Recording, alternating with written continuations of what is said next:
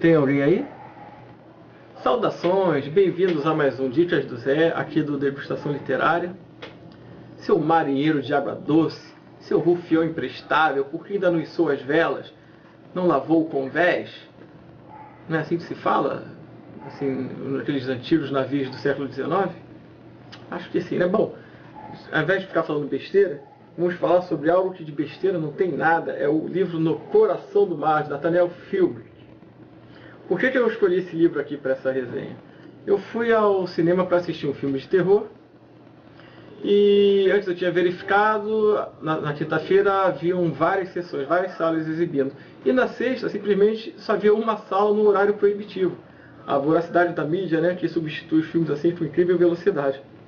Para não perder a viagem, eu fui assistir o No Coração do Mar, porque eu tinha esse livro há muito tempo e o livro é espetacular. Depois eu falo um pouquinho sobre o filme.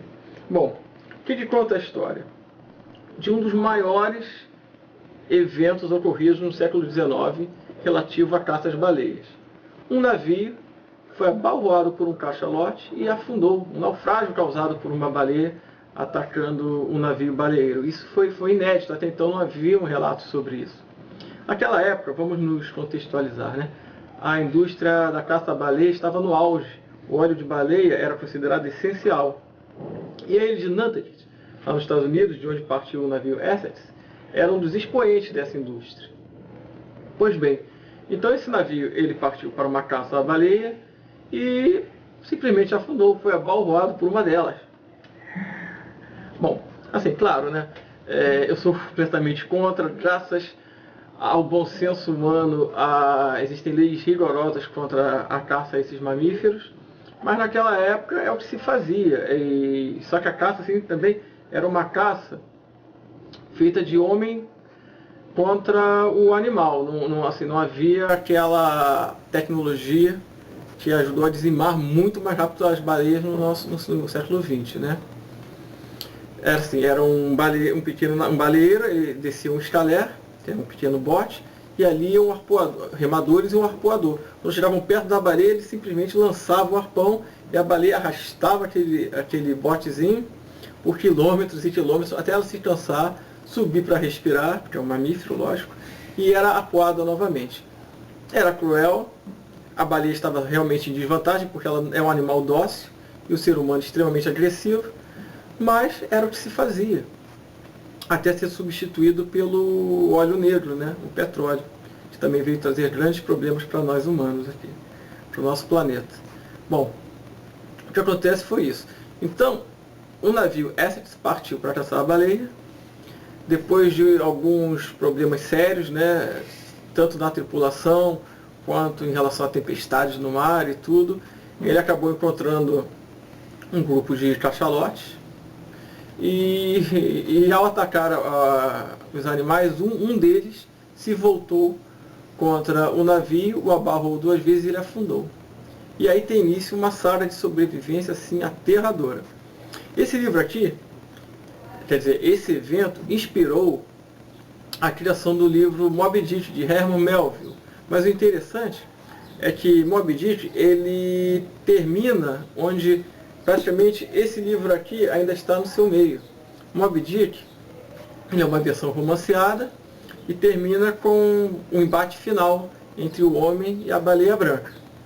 Nesse livro aqui, o embate entre o homem e a baleia termina no naufrágio do navio, e aí começa realmente uma outra parte da aventura, que é a luta pela sobrevivência.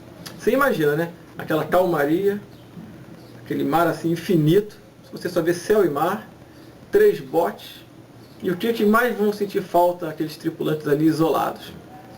Água e comida, né? Água de montão, mas água salgada. Comida, o que eles conseguiram resgatar do navio depois que ele afundou. Então, imagina as privações que eles passaram e tinham que encontrar um caminho, né? Como navegar com 3 botezinhos, que direção tomar. Então, ali há um relato assim, minucioso de todo esse drama vivido por essa tripulação. Um dos personagens principais é o imediato Owen Chase.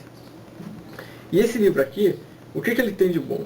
Ele é altamente documentado. Ele, na verdade, assim, é um documentário quer dizer, possui todas as informações necessárias, possui fotos, olha só, fotos de ilustrações da época da caça às baleias, possui dados importantíssimos sobre essa indústria, a casa de onde viveram os personagens, porque esses personagens eles existiram, retratos desses personagens. Só que, acima de tudo, além de ser muito bem documentado, ele é praticamente um documentário, né? Um tratado sobre esses acidente não, né? Sobre esse evento catastrófico para o século XIX, que foi tão falado quanto foi o afundamento do Titanic no início do século XX.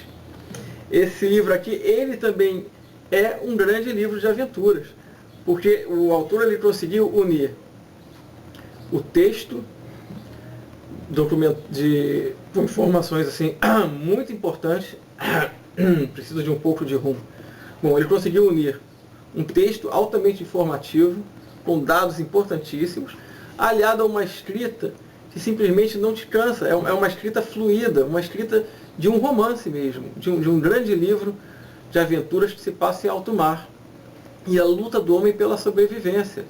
Porque aqueles tripulantes do navio Essex estavam ali enfrentando a natureza no seu estado mais bruto. Então, o autor ele conseguiu retratar o drama daqueles personagens, porque ele buscou em várias fontes, inclusive em diários de sobreviventes. Então esse livro aqui, ele é tudo. Ele é informativo, ele é extremamente interessante, e ele te cativa página a página, como uma grande aventura nos mares no século XIX. Pois bem, agora vamos falar um pouquinho do filme, de forma assim bem rápida. O que faltou, assim, eu fiquei preocupado com as cenas de CGI, né, de computação gráfica, que eu achei que poderiam ficar assim, muito artificiais. Alguns momentos ficam sim, mas a baleia foi bem retratada, não ficou aquele monstro mítico, não, ficou bem retratada. E as cenas de ação não tem aquele ritmo frenético, sabe? Que se chamava de ritmo de videoclipe, onde existem cortes em cima de cortes, tudo muito rápido, você mal entende o que está acontecendo. Não, é bem filmado, as cenas de ação são estupendas, muito bem feitas mesmo. Só que eu achei que faltou tempo. Eu tenho reclamado que os filmes têm sido longos demais, só que esse merecia um pouco mais de tempo para tratar da parte dos náufragos.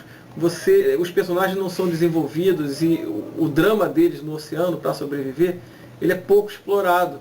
Então você meio que não se importa com eles. Sabe aquilo que todo mundo sente em relação ao náufrago? Ali você observa assim, um pouco impassível, porque não tem tempo de você se afeiçoar a determinado personagem. Você mal separa um do outro. Você não consegue perceber as características de cada um, o temperamento e como esse temperamento vai influir quando estão mergulhados numa verdadeira crise, né, que é onde o homem se mostra como um todo. Então acho que faltou um pouquinho disso aí. Mas é um filme que você assiste, se diverte e não perdeu o seu dinheiro não.